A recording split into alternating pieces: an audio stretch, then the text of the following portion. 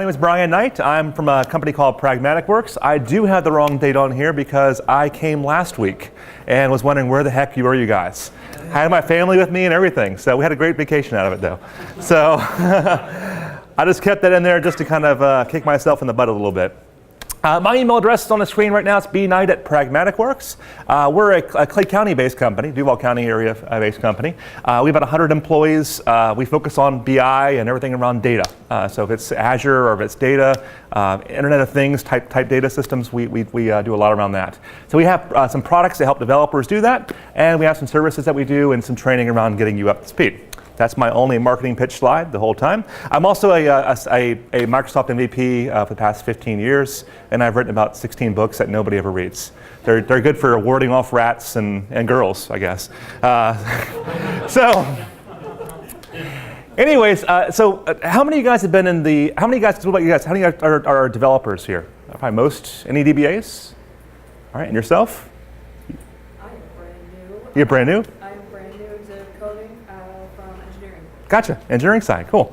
Well, how many been in the coding side for more than about 10, 15 years, like the 90s? Okay, wow, most of you guys. So if I told you back in the 90s, we're gonna put a terabyte system on a SQL server, you've probably been lost your job at that point, right? And since then, you've seen Microsoft SQL Server and Oracle and DB2 kind of hip-hopping each other, and they're really on par with each other at this point. You know, you have a pricing difference, but all in all, which is to the positive, but all in all, they have all the same features now. And this is actually a very, very big release of SQL Server. This is on par with the 2012 release of SQL Server. Remember how big that was. 2014 was kind of a meh release. It was kind of incremental. This is a big one. And matter of fact, this is probably the last, there's some speculation on this, but they're saying they might actually go into more of a service pack model, much like DB2 does. They're trying to get more into the cloud, and in the cloud they've already released the next version of 2016, and they're trying to get in that model more for you guys on-prem as well. So one of the cool things about this, though, you'll see Microsoft and Oracle kind of combating from that top right spot here on Gartner. So it's no longer that that redheaded stepchild in the basement that you. And then also on the BI side, you have Tableau, Qlik, and Microsoft competing for that top right quadrant also.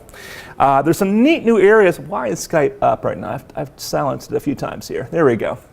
The new area on the far right is a new entrance from Microsoft, and this is the machine learning and those type of advanced analytics. They've introduced a language called R inside SQL Server, which we'll talk about a little bit later also. They've had machine learning for a while, but not to the same degree they have it now. All right, I'm going to skip the Oracle marketing slide. There we go.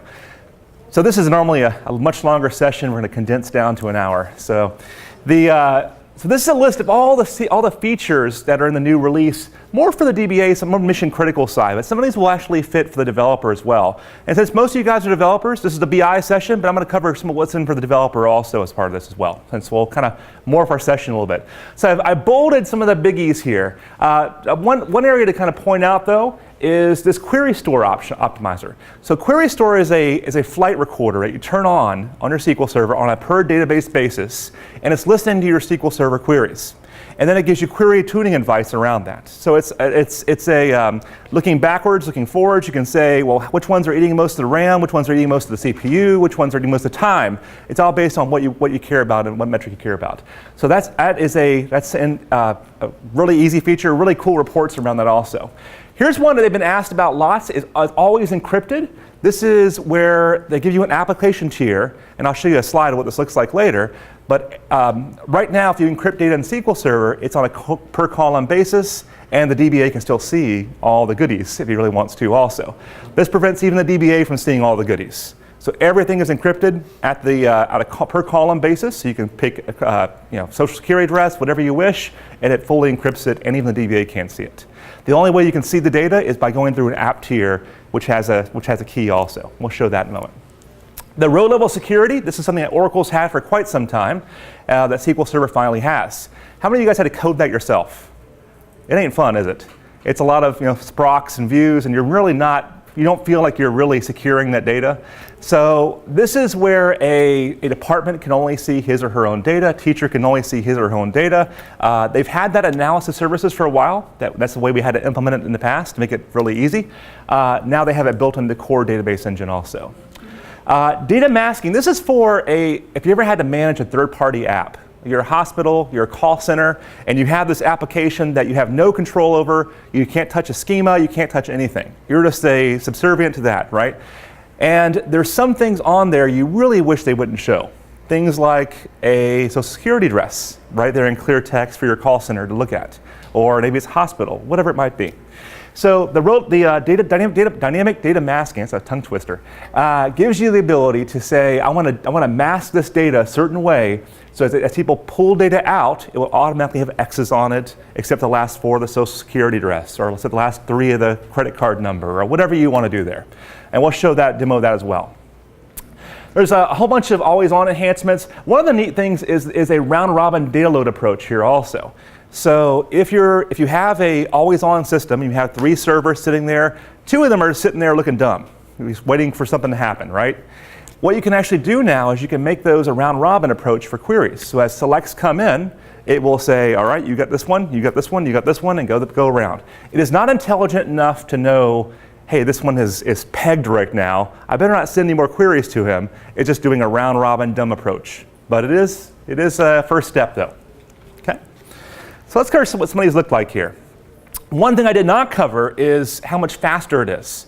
So it is, they actually own 3 of the top 5 TPC results right now, which are performance tests for data warehouses and OLTP environments. Microsoft owns 3 of the top 5. Now, that's in 2014. In 2016, they've done a lot more where you can pin a lot more in memory now. And because of that, they're actually 100 times faster than they were even in 2014.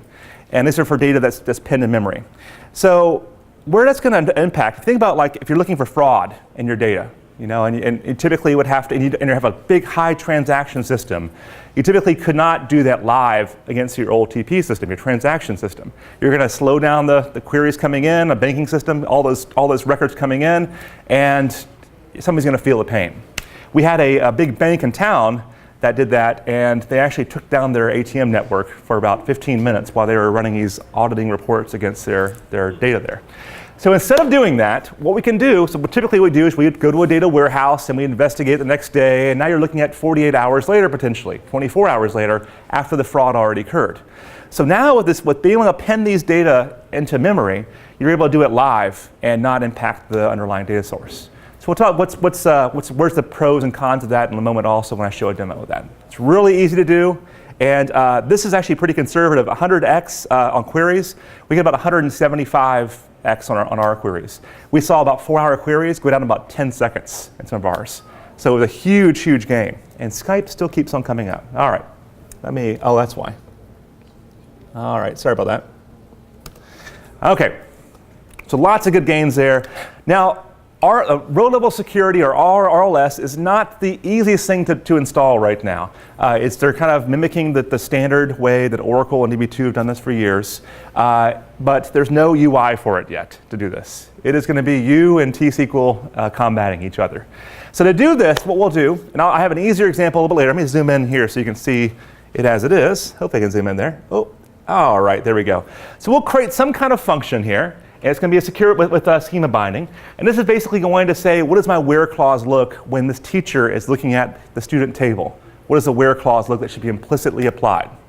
Then we bind that to a security policy, that function. And then that where clause at that point gets added to every single select statement going through it.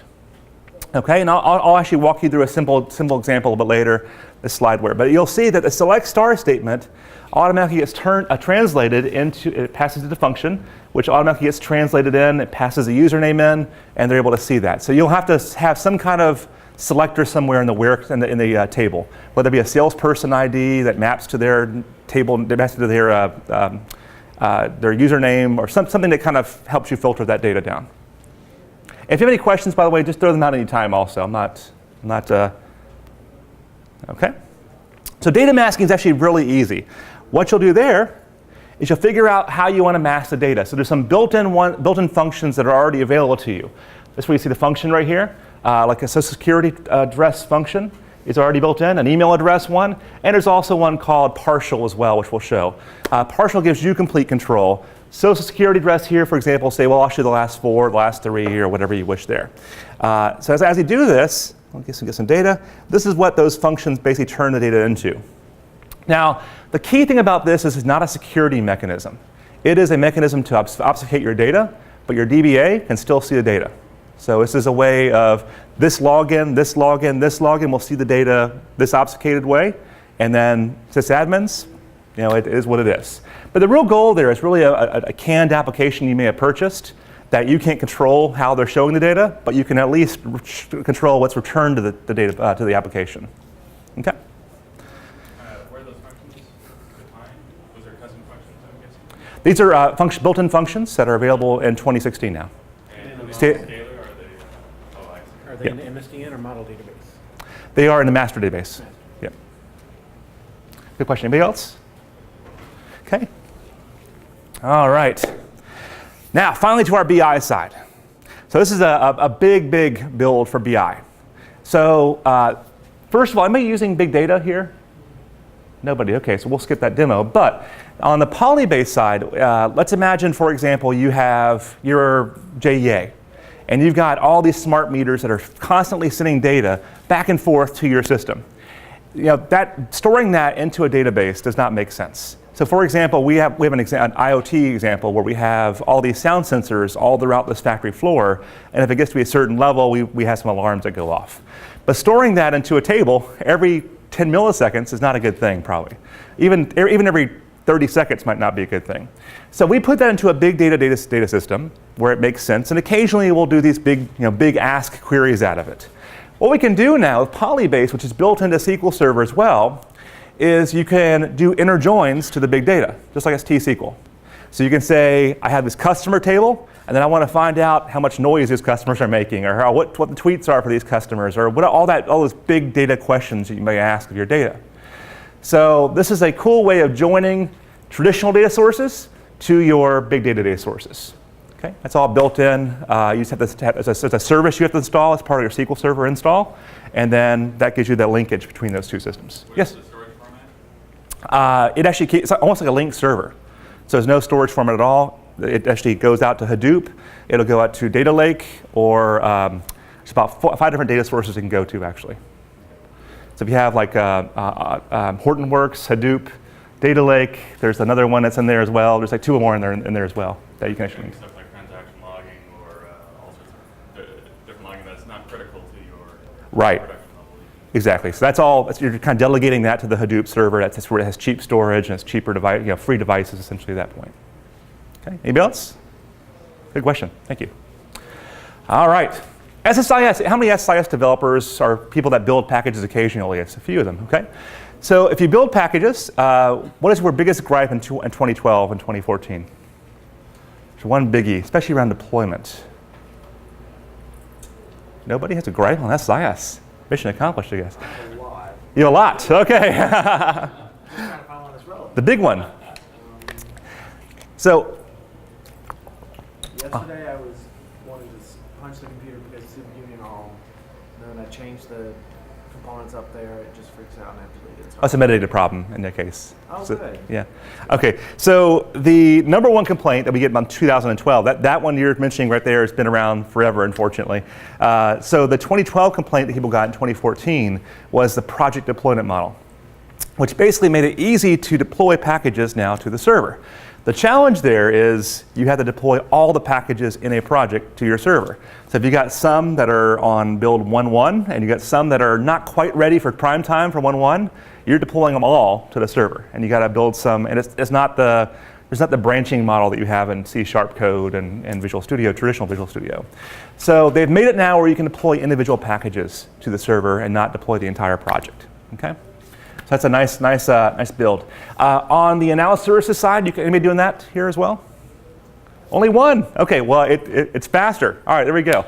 Mission accomplished. No, so it has a whole bunch of new syntax that's built into it, year-over-year analysis, and it's much faster. It's about one of the nice things that it actually has built into it is the real-time component now. So you can actually go out and as you're running a query, if you have, it's called a direct query, where you're going into a SQL Server database and finding out, as I drag stuff in Excel, it runs queries behind the scenes to know what that is.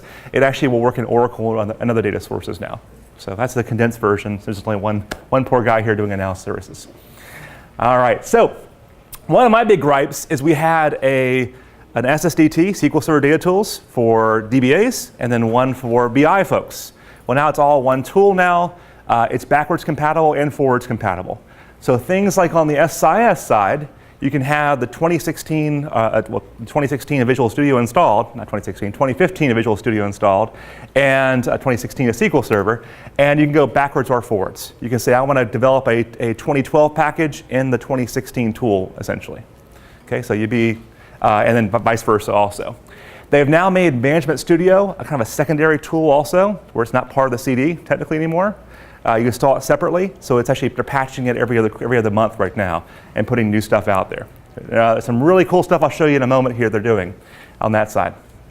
So SSDT has been much more improved. They have things like templates now in SSIS. They got more big data connectors there. Since none of you guys are doing big data stuff, it probably doesn't make sense to go much more into that. Master Data Services, anybody using that here? That's usually the answer I get. Master Data Services is the creation of a single golden customer. Imagine you're a bank, right? And you've got the credit system, you have the core banking system, you have the loan system, you've got so many more systems here, right? You might have one for the kids system, whatever. So you have all those different systems for this bank, and they all talk different languages. They have Brian Knight here, Brian S. Knight here, Brian Knight and family or trust here, but you don't have that single pane, that single version of the customer. What MDS gives you a single version of the customer, and as I make a change to that customer, it pushes it to all the systems. So it's a platform for you as a developer to build that. If you have SQL Server, you already own that also. Okay? It's much faster now, since you won't know how slow it was before, but it was some really clunky systems there sometimes, and the UI was a little clunky, so they've made it much faster around that. Reporting Services has had a big release. And I assume a lot of you guys have written a report on Reporting Services, right? Yes. It's got some flaws in some areas, right? And they haven't given any love since 2005, 2008 maybe, a little love in 2008, a little pat on the back in 2012 maybe, but nothing beyond that. Now they've actually given a lot of love. So they've given us two things in this, mobile BI, and this was the acquisition of Zendesk, not Zendesk, sorry, I'm thinking mother job here, of DataZen, excuse me. So they acquired DataZen about 2 years ago, and everybody's wondering, what in the world were they doing that for? They already have Power BI. So Power BI is a cloud story, and DataZen is the on-premise story, is how they did that. You want to do mobile, but you don't want to put it in the cloud. You want to have your server exposed to the web, whatever it might be. That's okay. That's what the mobile BI is going to be for here. It looks completely different than Power BI. You'll see a lot of gray lines. That's intentional. You can talk back and forth to each other, and we'll show that quite a bit. That's our biggest demo will be on that area. Reporting Services has gotten a lot of love also. New UI, finally. Whole lot of new, all the KPIs get rolled up to the main designer. It's a new API as well. So if you've integrated it into your application, it's no longer a clunky way of doing it anymore. That's probably the nicest way of saying it. It was pretty messed up before, right? So if anybody ever build reporting services into your own app? Quite a few? Okay. If you've done it, you're not happy, are you? Yes, a whole bunch of these. So they've made a proper RESTful API for that now. You can customize it. You can say, I want parameters over here versus here. They completely re-architected the way that works now. All right. Lastly is R. Has anybody used R before? It's really cool, isn't it? So it's been around forever, right? Not forever, but quite some time now. R is a language you can use for doing forecasting. For example, you want to do some financial analysis, you want to do some inventory analysis. You can look in the future and look backwards. R is a beautiful language. It's like learning MDX as far as a challenge, I think, personally. Would you find it challenging to learn R a little bit? Well, I kind of put the functional because it's not a particular challenge. So. Okay. Yeah, the learning curve's moderate. It's not it's not like T-SQL, mind you, but it is a little bit steeper. The nice thing about it, and they give you a whole bunch of scripts out there on the marketplace for this, it's now built into SQL Server also. And we'll show you how that is in a moment as well. Okay, we covered Polybase. Nobody's using big data, so I'll kind of skip that piece there. We covered analysis services, my one guy here. I have these slides on our blog, by the way, at PragmaticWorks also, and there's some descriptors inside these as well. Would you be able to go back one slide? I'm so sorry. Sure, no problem. Define big data because I'm not familiar with that. Okay, so We might be actually. no problem. Typically, it's a Hadoop system of some sort. You might have, there's a whole bunch of flavors of Hadoop out there. There's like Hortonworks, there's Cloudera, there's Microsoft has this one as well. Data Lake's one, but it's all non-structured data that might be in files. Like for example, it's a big power company, not here in Jacksonville, but somewhere else in Florida, that has tens of thousands of files coming into their system every single minute from all the smart meters, and they couldn't load those fast enough into a database. So We use several services like that, including Graylog shipping logs to different within our network, though. But I don't know if that constitutes a term. Gotcha. We're building a system right now that will have, in the drop ceiling of retail stores, it'll monitor how many people are in the section, so how many people are in the men's department, for example. And so they can create heat maps on how busy different departments are during different parts of the day. It doesn't make sense for us to log that every 5 seconds into a database. It makes more sense into a non-structured system like this. A lot of that, actually. Yeah, that's more big data. Yeah. Okay. But you can still have your cake and eat it too by using like Polybase here to link into big data systems through T-SQL. And you treat it just like a T-SQL system at that point. Traditionally, querying a big data source is not the easiest thing to do. You're going to have to build MapReduce jobs. It's a Java-based kind of system. It's a big ordeal. Instead, you can use a language here just to write SQL statements, and it treats it like a SQL server. Okay. The syntax can be like a link server, by the way. So you have a 4-part name. You're used to having like database name a schema name table name. You'd have a 4th part in there where it says what server do you want to go to in big data. Okay. So we covered that query story already. All right, let's cover the reporting services piece though. This is where it's neat. Okay, so this is some of the new tools that we have. We've already had our report designer. We still have that for developers, and you still have that's your developer tool. Report Builder is more your end user tool, and it made some things to make it a little bit simpler now for your end users. Lastly, you have the mobile report publisher. Now this tool is all about the data Zen pieces, and the goal here is to make it where we can, this is kind of flip the way we design reports on its head. So if you've ever developed a report for a very picky user, you want to take a tack hammer to your head after a while, right? Well, I like it, but the color's all wrong. All right, I want a pie chart, I want a line, those kind of things, right? It's like this constant iterative, and the thanks you get when it's all done is 5 more, right? So what we can do with this data Zen piece here in the mobile report publisher is we can actually have the business user lay out the report just like they want it. Okay, trust me, go with me, follow my thought process here. All right, no data required. It actually generates fake data for them. So as I drag over a pie chart, it looks like it's actually a populated pie chart. As I drag over a map, it looks like it actually has data behind it. And it's simulating data, so when they get the report looking just the way they want it, they pass it to you, and they say, bind it. And then you just bind it to data, make it work. Now, that's a way you could do it. We've had a lot of luck with having our end users do that so far. There's some pretty ways of doing things. So it has some really cool stuff in there. Okay. Nothing's impacting here on your SharePoint model as well. So if you have reporting services in SharePoint, you're still good. Everything I'm going to show you today will work in SharePoint. And there's lots of little tiny features like can render now to PDF directly. One of the biggest ones is it works on all phones now. So they're no longer using ActiveX to render these reports. It's all HTML5. So that's a big one. It works on those Fruit phones. It works on Android. It works on everything you want there. And surprisingly on Windows phones. Go figure. All right, so they've also integrated, there's 2 styles of talks here now. They have the mobile reports and they have paginated reports. Paginated reports are your traditional reports that you're used to that have 10,000 pages of junk that nobody's going to read. Okay? And we've also, what do you see the demo on this? So it's a new KPI section as well, which is really pretty handy. What is licensing like out of curiosity for mobile? For mobile? Yeah. I am not a licensing person, I'm afraid. Okay.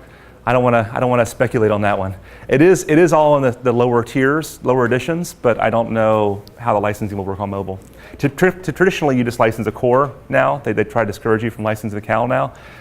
So you should be good, but yeah, I'm not sure off the top of my head. I wish I could answer that. All right, so this is the R stuff now. What the main point of this slide here is they have a whole bunch of templates available. Oops, I just unplugged myself. They have a whole bunch of templates available. So if you're trying to learn R, and it is a little bit more challenging language, it's not terrible, but it is a learning curve. They have a whole bunch of templates available for sales forecasting, things like doing credit risk, things like doing hospital bed utilization, predicting all of that. Those are all available for free out in the marketplace out there. And when you're installing a CD, using a CD, or not CD, excuse me, when you're using an ISO file to install a SQL server, you'll see R integration built into that. So you just got to check that box for the R server, and it installs that also. Again, R is open source. It's been out there for a long, long time now. It's a pretty well-oiled community as well. There's millions of people out there writing R, mostly your actuary folks and your data scientists and all those.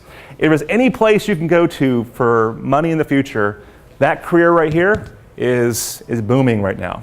I mean, it's crazy amount of opportunity in that area right now. So if you have that mathematical mind, then that's the place to go. There's not a job out there that's less than 6 figures in data science right now. That's a starting point usually. Unfortunately, I just said that on the camera, and my guys all want raises now. Okay, so okay. All right, so our last piece before we jump into some demos is really around it's the scaling of SQL Server. And I highlighted one piece. This is more the DBA side, but there's one piece that in particular here that I really thought was cool for developers also. Imagine you do have millions and millions and millions or billions of records into a table. Imagine you're the property appraiser, for example, or the sheriff's office. That's a good example. The sheriff's office has lots and lots of data. Only really 12 months of it they really care about. And the rest is queried occasionally, maybe. So the stretch database gives us the option of I can have one toe in the cloud and one toe on premise. And what that means is almost like a partition in SQL Server. I can say anything that was built from the year 2000 and before, because the sheriff's office has 40 years of data in their system right now, for example. So anything that's before 2005, I'm going to stretch to the cloud. And what it does is it walks you through a wizard where it sends that data to Azure. You can dial Azure up or down as far as how fast you want that to be. Do you want it to be on solid state drives? Do you want it to be on slow disk?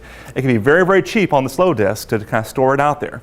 It's transparent to your queries though. So if you run a select star from your incident table for the sheriff's office, it will get some of the data from on-prem and some of the data from the cloud. So it's completely transparent to you. And as the queries come in, it knows where to route those queries based on the data slice you have. What about the indexes? Indexes all go as well. So everything will go. There's some restrictions there, which I'll show you in a second also. The main restrictions can be around the foreign key type of relationships, which we'll show. Okay. All right, so lots more on this. You can also back up to the cloud as well seamlessly. So you can right click and say backup, and I want to go to Azure. Azure storage for backing up is about $24 per terabyte right now. So it's way cheaper than any SAN can be locally probably in most cases. They bought a whole boatload of it a long time ago. Okay. All right, so this is the stretch piece. I kind of went over that already here, but as you can imagine, it sends part of the data out there. Let's jump into some demos now, though. Okay, so here's our first step on the Polybase stuff. If you ever want to go big data. Again, these slides are out there, so you don't have to jot down every step here. Don't run it on pragmaticworks.com. First of all, you just want to turn on the option on a SQL Server level. This is SP configure to do this. Then we'll go ahead and we'll say, I want to point to that server, that Hadoop server sitting on that box over there. I want to create a link between those two servers. Then you say, in that directory, there's these file structures that are kind of unstructured data, and this is what it looks like. And I'm going to basically translate that into a table here. So keep on a Hadoop, all it is basically flat files or CSV files or whatever sitting on a disk. And it's going to treat that like a table now after this is all done. So It's really hard to see. I'll actually show you live in a moment here as well. Okay, so here is our data masking side. Let me actually jump out and just show this to you. We're going to see how the internet is here first. All right. Oh, that's not too bad. Okay, I think I'm zoomed in pretty close. Can you guys see that in the back okay? Is it good? Okay, I got one thumbs up. All right, that's good enough. All right, so what I want to do is I want to protect some of this information that I have in my table here, my dim customer table. So what you're seeing here is different functions. The partial function is going to say start on character 0 and encrypt all the way, but leave the last 4 characters open, unencrypted. Okay, so that's what the partial function is doing for us. So again, the email address, the first start at character 3 and end at character 3 in this case. And everything, first 3 characters are seen visible, and the last 3 characters are seen visible. There's also, go ahead, I'm sorry. Can we store the function in a variable, or does it have to be? You can do some dynamic SQL to make that happen. If you want to make that dynamic, yeah, you'd have to be. Are you asking, can I? Right. So function equals @. Oh, I haven't tried that yet. Okay. I imagine you probably could. It'd have to be a. Yeah, because that'd be interesting. Okay. I assume you could though, because it's just string coming in there, so you would think so. All right, let me go ahead and run this real quick. All right, now for birth date, for example, it's going to set it to some default date in the past, so nobody can see anything that's in there, which seems kind of silly to me.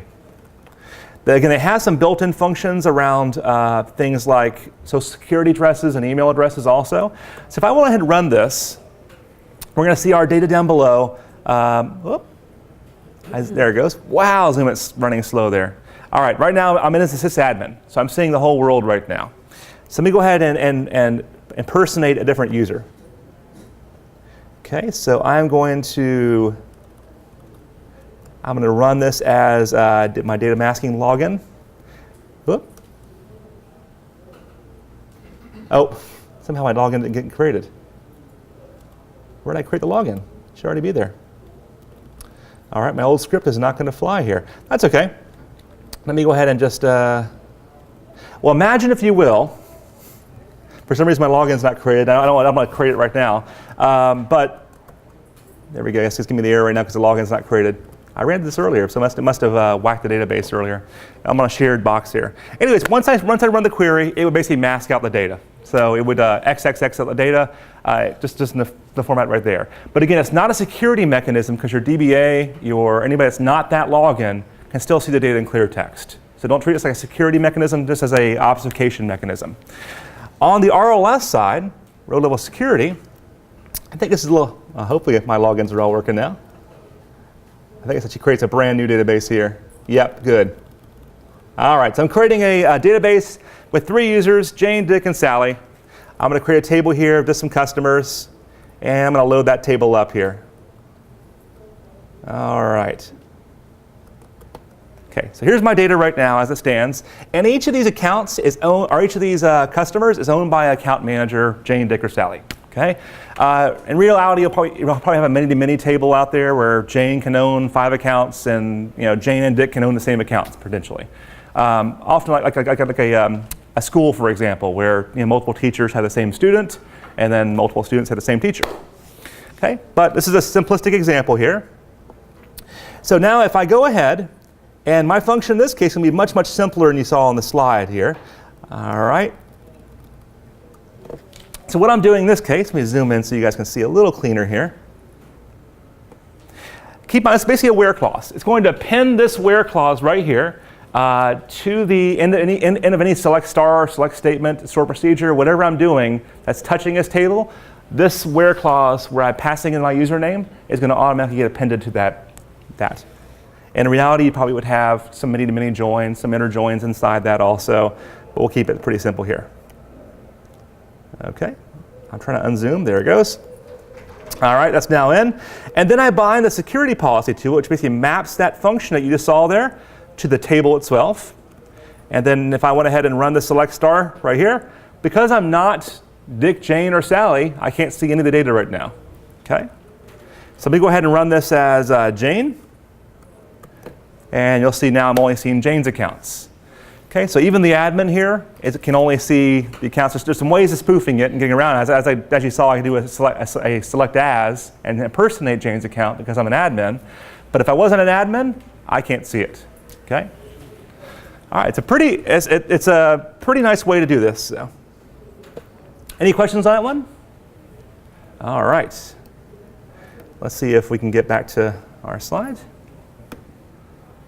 Okay, this is some data masking I showed. These are functions, just for your benefit here. Now, reporting services. This is my favorite part of the enhancements here. A few things they've added now. This is the new portal now, first of all. Looks a lot prettier now. You can actually brand it with how you want to brand it. You can actually, they've had new charting built into it now also for doing like smooth graphing. They've added a whole bunch of more integration with things like R as well in that. Reports all in all look about the same. You can render them different ways now, but all in all, that's about the same. The KPI feature is really different though. This is what you saw in the report portal up top here on this top bar. This is meant for those CEOs that have their assistants print these 50-page reports or 1,000-page reports to get that one number right there, right? And the assistant has to circle it, highlight it, and put all 50 pages on his desk. But that's the number he cares about, right? So things like doing year-over-year analysis, monthly sales, those kind of things, you can bubble up to one single number right here. Now these KPIs will integrate, you can build them by hand. They also integrate easily with things like analysis services. So you can just hit if you have analysis services, my one friend back there, and you had KPIs there, it can import all those for you automatically. Okay? So that's one of the nice things about that. Okay, these are pretty cool. I'll show those to you in a moment. The mobile reporting, this will work on any surface or any kind of pane of glass. So if you have a laptop, you have a PC, or have a phone or a tablet, it will skinny up or skinny down based on what you have there. So you'll see as it's all responsive. As I shrink this window down, it knows how to put that. You also, not only that, but you can specify that if I'm on a phone device, I don't want to see all the 50 charts on this little phone right here. I only care about the highlights. So you can also tell it that if on a phone device, don't just be responsive, but also to show me these 5 graphs, not the 50 graphs. So I don't want to kill my data plan with looking at agent by agent kind of reporting. You can brand it now as well. So every piece of reporting services can now be branded. Every color, every font size, every single thing can be branded how you want to in there. And let's jump out and do that. Okay, so I have open reporting services. I know it's a little small here, I apologize. And what I can do is if I go over to my settings here and go to site settings. All right, you'll notice under branding, what you can do is you can download the brand. So if you have however it's currently configured, just download that. It's going to download a JSON file and a few other files with that. It's one big zip file. They don't give you a nice little designer or anything like that, unfortunately. You're hand coding stuff when it comes to this. So it's very much a V1 feature, but it works. After you're all done making modifications, again, it looks like basically a big old style sheet. These are the files right here. All the colors are defined in a JSON file, and then the logo is defined there as well. So you'll see your logo, you zip that up into whatever file you want. I'm going to go ahead and double click on that. I am not a graphic artist, I apologize. It goes ahead and uploads that, and there we go. So now the whole site is rebranded. So if I go back to the main page, you're going to see my ugly color scheme now at this point. Okay, it does not impact the reports. It only impacts the way it shows, the management page itself and the client experience. Okay, any questions on that one? That's called a stall technique. No questions. All right. All right, so let's jump into our next piece then. Let's do a mobile report. So before I do that, though, let me just open up an existing one. Okay. So this is I'm not a report designer, so I apologize up front here for my unclassy looking reports. But this is showing us the new report design, not the report designer, but the report viewer here for mobile reports. Again, this is very responsive. Yes, sir? Are all these examples, did you make these, or do they have examples online? They do, yes. And I made these, but we published them on our blog as well. Yep. So what I love about this is the kind of implicit time logic right here up top. There's nothing I had to do that. I just dragged over the time slicer, and if I want to look at the data over the last year to date here, everything then kind of shifts, all the numbers shift based on that. The pie charts, all those kind of things all shift. Very interactive kind of slicers. If I had connected these in any way, if I select that, it would immediately slice down everything else.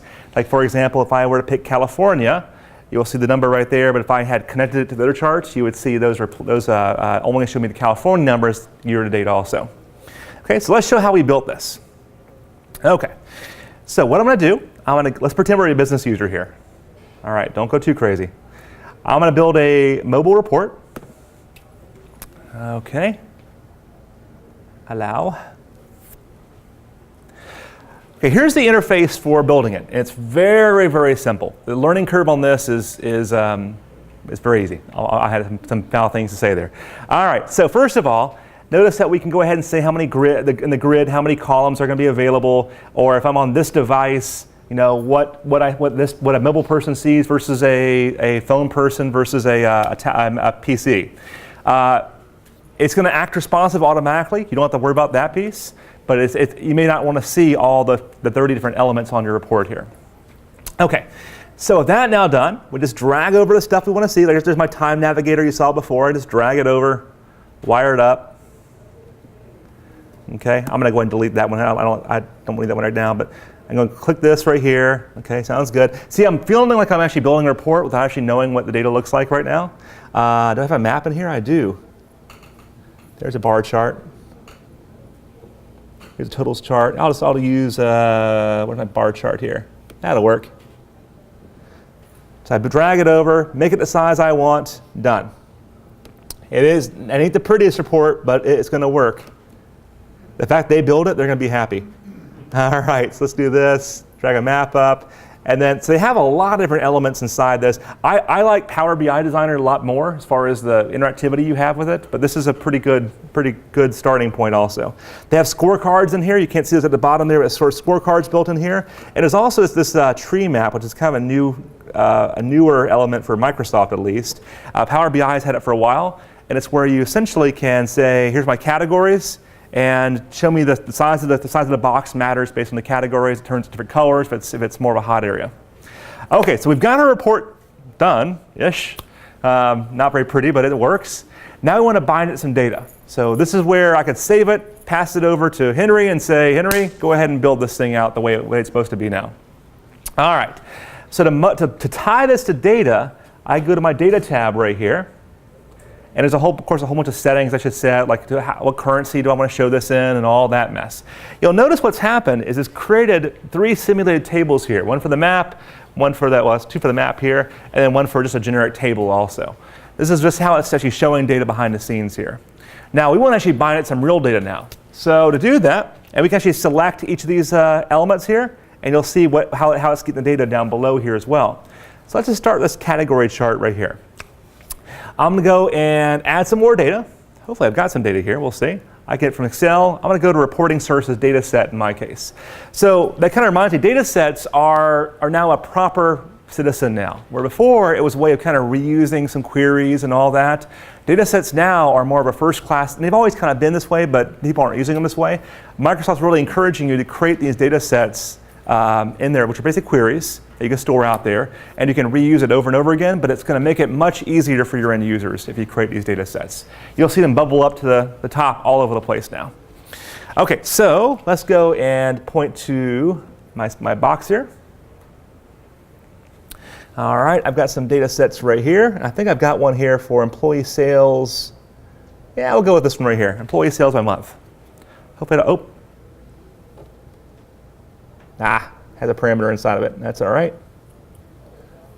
How about we do sales employees? I should have started with creating a data set, I guess. Hopefully it's not too big of a data set. I picked one at random here. That's how you know it's genuine. All right. Anybody know good jokes? Good questions that we wait? All right, so while we're waiting, okay, there it goes. All right, so we have our employees, and we have, we'll pretend that business entity ID is a number of some sort, a sales number of some sort. So all we have to do down below is we will go ahead and tie from a simulated table. I'm going to point now to the sales employee object instead and do employee and their business entity ID. So that's where, let me kind of zoom in down below here so you can see that. So I basically mapped what data set I want, what's column in the data set, and then what's the number I want to show also. I then should do some formatting and those kind of things to make it look pretty, but it's not a great data set, but it should work. So I should go to preview now, and we're going to see all the employees and their employee IDs, which is not a great option, but you get the idea. Okay? So it's very, very fast to build these reports. You're not really writing these queries by hand. Somebody's already written this query for you, likely ahead of time. Let me go ahead and save this one. So the people that use this image will be very upset at me. Oh, okay, I didn't save, but all right. So let's create a data set just so you can see how easy that is. Under data sets here, I'm going to pretend like I'm more of a, so the DBA's already created a data source for me out there. And now I want to use that data source for evil and build a query. All right, so where'd my report builder go? Are you serious? This is the image I always use, and it's not acting data set. Allow. All right. There it goes. Third time's a charm. Oh, while that's doing its thing, there's one more thing I was going to show you real quick. Okay, that's fine. Go ahead and get it. All right. Let me open up a really bad query, and this is one of the things you can do right now in 2014 or 2016 of SQL Server that they've made a change inside of Management Studio for you. So you can go and install the latest Management Studio. It's detached from SQL Server now, so you just install it any time, and it patches itself every time also. And if I were to go out there, let me find a bad query here. It should be hard. All right, I've got some out here in my data store one. Okay. I've got that under query store. Here we go. And we'll go with this one right here. Looks adequately bad. All right. So the challenge that we have as developers or DBAs or whomever is when you write a query and you hit the run button and it takes 5 minutes to go, right? And you're like, what in the world's going wrong here? You have no idea, right? So how do you debug that typically? What are you going to do? First step. Execution plan, right? So you'll do an execution plan to figure out, is it using an index? Is it going the right path to get the data? You know, how has it gotten stupid here, in other words? So, but the challenge is you can do an estimated execution plan, but you really can't see the real answer until it's too late, right? You already waited 5 minutes for the real answer. So one of the things they've added in Management Studio you can actually use right now when you get back to your desk tomorrow on Monday. Okay, if I can just get that last option, last row there highlighted, there we go, is a live execution plan. So you'll see an icon up here for include live stats here. And if I select that and I run it, you'll see live query stats as it's actually running it. For the query is actually done. The query is it's already done? Yeah, it's already done. It's not. But if you saw it taking 5 minutes, you'd actually see it, the line highlight as it went from step to step to step. And you'll see remote queries run. You'll see index opportunities right there. So that's one of the things you can do right now to kind of see that. The overhead is a little overhead on that by a few points. You know, a 5 minute query might become 5 minutes and 10 seconds, for example, but it's not terrible. If you really care about that performance of the query, it might be a good option for you. Okay, so let's hop back over to reporting services. All right, so before I got off on a tangent, we were looking at creating a data set. All right, let's go find a data source out there. I've got one here under data sources, and I'll just do AdventureWorks. This works great for analysis services or relational systems. All right, I'll just use my Windows credentials here, hopefully.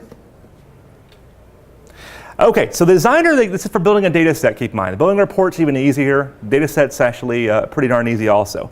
They're trying to make it where you don't have to write the query by hand for the end user. This is like not your lowest tier users, it's like that somewhere in between, like a power user area here. Like a BA, maybe a quality assurance person, a BA kind of folks. So I want to get some data out of here. So let me go into my, my schema here, find some tables. Oh. Okay, let's go to production. All right, so it's hard to see this, isn't it? Let me zoom in a little closer here. Purchasing, there we go. Actually, sales is a schema all my stuff's in. We used to go in the data warehouse. Unfortunately, it's not here. Okay, here we go. So we have some sales orders, and we have we have some customers here, and we have some sales orders as well. So somewhere here is my order table. Okay. I forgot I'm not wearing my glasses right now, so it's there we go. Sales order header. Now we'll work with that. Okay, so inside the sales order header, I'm seeing a customer ID. I'll go ahead and check that. And now, the whole point in showing this to you was to show you that, so I basically have added 2 tables. I could check the columns also. I probably should have checked them instead of actually just add the whole table here. So I added a whole lot more than I really wanted to add. But what I can do is you can go into relationships here and hit the auto detect button, and if it finds relationships, it will automatically detect those and build the relationship between those 2 tables for you. So you're not having to do join statements or left outer joins or any of those kind of things. It automatically finds those for you. So for Oracle and SQL Server, it's quite good at doing those 2 things. I haven't tested DB2 yet, but those 2 systems is able to read the foreign keys and find the relationships for you. Okay? So you just check the columns. If you were to do things like group by statements right here, it builds a group by. You just say, I want to do a sum or an average or a min or a max here, and it builds a group by for you automatically also. Okay? Any questions so far? Okay. So our last piece. Okay. Let me hop out real quick and just hop over to Stretch real quick one last time. So Stretch, anybody see a purpose for that feature? Would anybody actually use that yourself? So how big is your data set out of curiosity? Well, we don't, but we do payment processing for governments, and we work with the state of Tennessee. Oh, yeah. They've been asking about something like this forever. Yeah, so traditionally you do a whole bunch of partitioning and all those kind of things to make that happen, right? So stretching, again, you can create the cheap data tier for Microsoft. It's gigs and gigs for like, what, $9 a month for SQL Server. This is a way of kind of getting you in the door, right? The first rock's free, or cheap at least. So what we do is we enable this through a wizard, and we can send the millions and millions of rows off to the cloud, and keep the 100,000 that we really need and really want on a regular basis hot available to us as well. And you can monitor it as well. So here's what we'll do. There's some restrictions behind this also. Here's the most notable restriction. The biggest one, of course, replication and in-memory tables aren't allowed. But the biggest one I find is this foreign key restriction right here. Because it's in the cloud, they don't want to have to go and check every time you insert a record to see is it foreign key needed here or not. So if the foreign keys are coming out of the table, no problem. Okay, so a fact table, for example, where you have foreign keys going out, it's not a problem. If you have a product table and the foreign keys are coming in, that's where it's not allowed. So foreign keys out, okay, foreign keys in, big deal. So this is where the biggest restriction I find. These are the ones that are minor restrictions, XML data types and those kind of things. The XML data type is actually going to be fixed here in the next few months, I believe, also.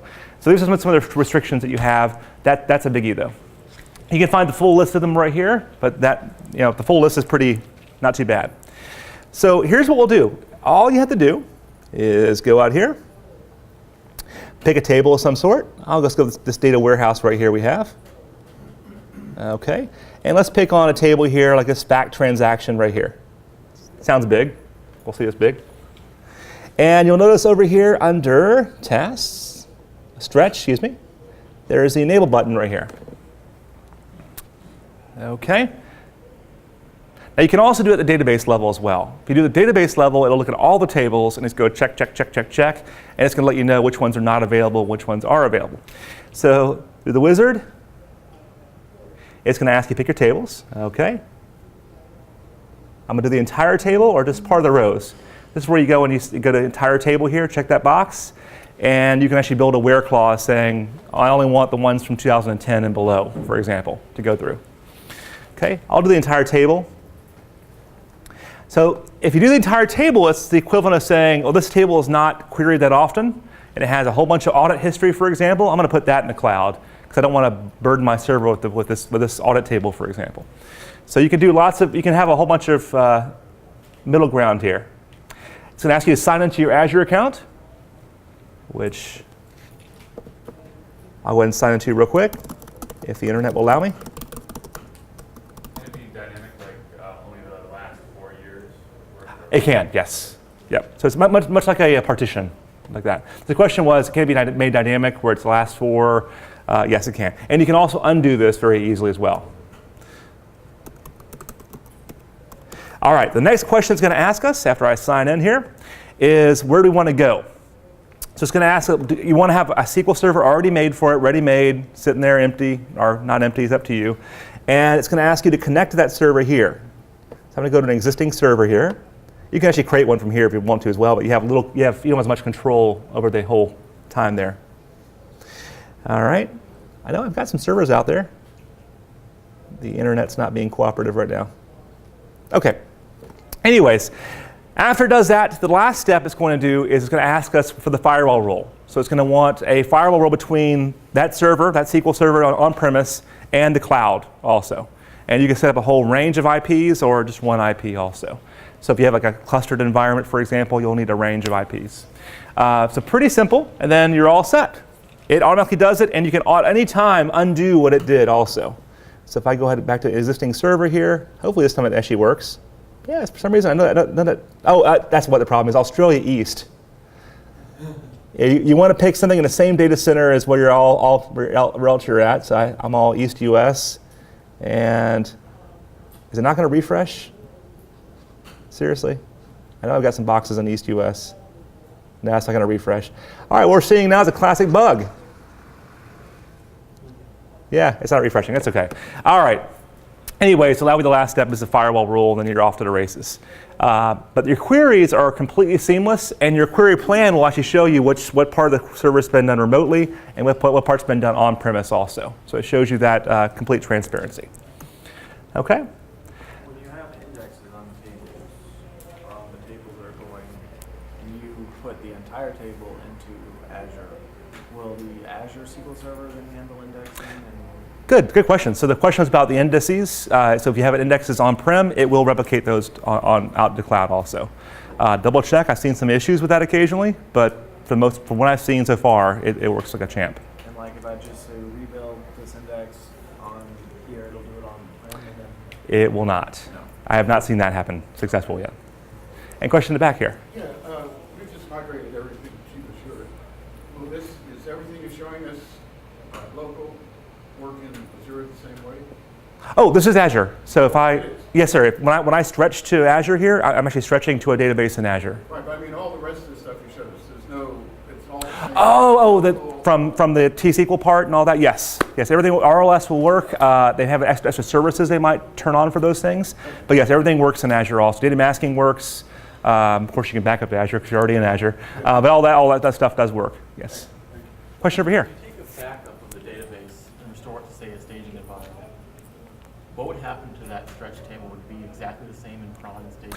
So we take a backup of the database, and it would be the full database. It actually it goes and calls out to the Azure as well and gets those rows over. You only have a production instance of the Right, stretch. exactly. So like on a rolling update, if you just It's gonna be slower, by the way, because you're doing that. So if you just want to have the last 4 years of active records, so each year is anything past like 5 years, is it going to automatically get rolled out to Azure? So the question was around as we add new rows, how's that work? Yeah, for that it automatically sends those new rows out to our old rows out to the cloud also. Yep. Any other questions? All right. All right. Good questions. The good thing is this stuff's all new, right? It's this SQL Server 2016 just came out, so we're all in the mix of learning this together at this point. A few things to note on this. It's going to ask for your master key. Do not lose that. I won't forget your question also. Don't forget your Don't lose your master key for this. Especially for database encryption, if you forget that master key for encryption, you have lost your data. So just to really quickly here. There is a slide that I have hidden, a whole bunch of slides I have hidden as you download my slide deck later. You'll find the encryption one is actually in here somewhere. And if you lose that, you lose your data. So be very, very careful there. There's a question over here in the middle. I just had a question. Can you stretch to other data stores besides Azure? Only Azure. Only Azure. I can't imagine why. But all right. Any other questions, guys? No, we're down to our last minute, actually last minute now, looks like. All right, well, I'll hang around if you guys have any other questions. Thank you so much.